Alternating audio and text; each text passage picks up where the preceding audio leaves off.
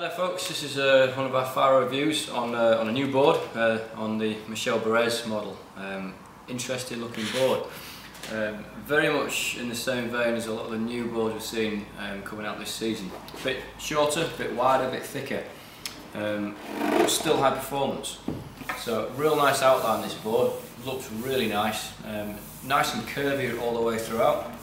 Definitely got a fuller nose this one, it's a bit more foam through the front of the board. And fairly thick as well through the centre, nice and domed over, so quite a bit of foam dead centre. It's just going to aid your catching really, and keep your speed up as well. Fair amount of rocker up the front, quite a lot of flip in the tip of the nose, but the entry levels, it's fairly low when we get to this section of the board, so it's still going to catch well. And then if I lay it on the table here, you can see there is a fair amount of toe rocker. Quite a lot in the last part of the board, so that's just going to help this board turn in the pocket. It's going to allow it to come off the bottom of the wave, turn up vertical, and allow you to just get turns on pretty quick, whether you're doing a cut back, top turn, etc. So it's still a high performance board, but it's just got a bit more foam in it than your standard short board. Still designed for a good surfer, and this is going to allow a good surfer to get away with riding a smaller board. Essentially that's what they're aiming with this, just by displacing the foam around the board and still creating a decent template. It's still going to work really well in high quality surf. It will go alright in average surf. If it's a bit onshore, 3 foot, etc., the foam's going to help you. It's only going to aid you surfing. But when the surf's firing, you're going to catch a bit earlier, you're going to get away with a smaller, more responsive board, and those two things are going to help you pretty much regardless of what you're after from your board.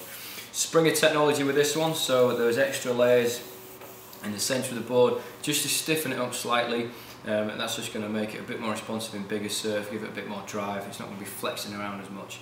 Comes standard with PC5, so you get a good high quality set of FCS fins with this board, and you've got the new FCS plugs as well. Single concave running right through the board, fairly flat initially, but then it does come into effect mid-board and certainly through this section here, through the fins.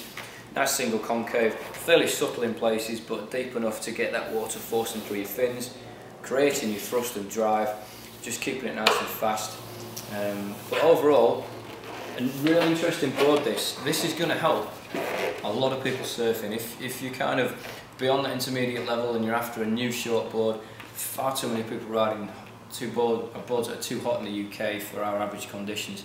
This is going to help everyone from the kind of guys just intermediate level who's maybe looking at the longer boards to someone who rides high performance short boards. Jump on something like this, it will turn just like your standard board, but it's going to be faster, and it's going to be a little bit more manoeuvrable with it being shorter, and you're probably going to find you have more fun in the water.